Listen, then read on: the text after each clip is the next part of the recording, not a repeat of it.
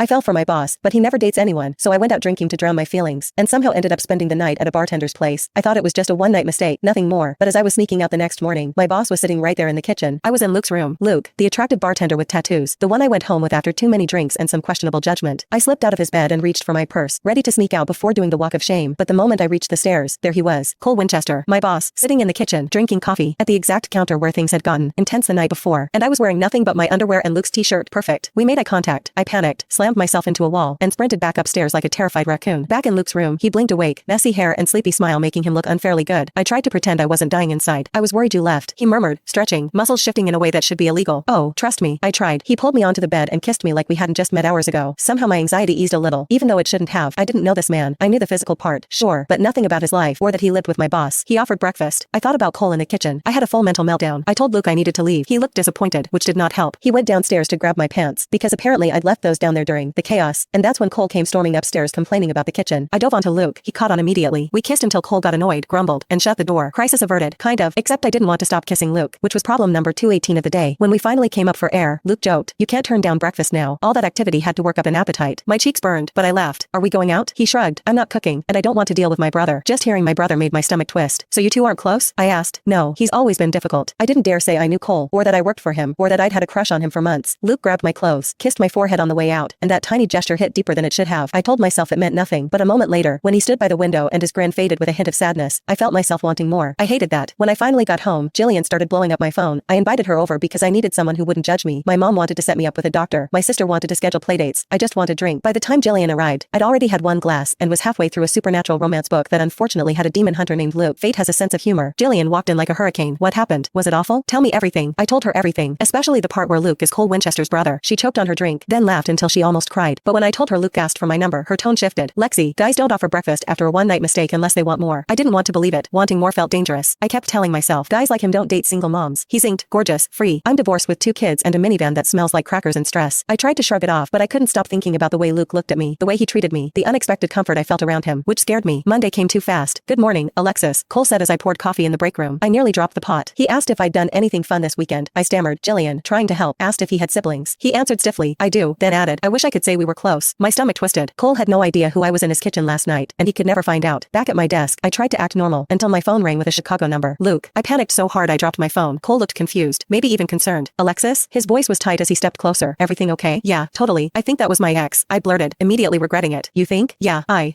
didn't recognize the number." "Right, Lexi, dig that hole deeper." Cole glanced out the window for a moment, then at me, like he was seeing me differently. The printer spat out the last page, and silence settled over my tiny office. Cole inhaled sharply, stepped toward the door, and left. After he was gone, Jillian slipped inside.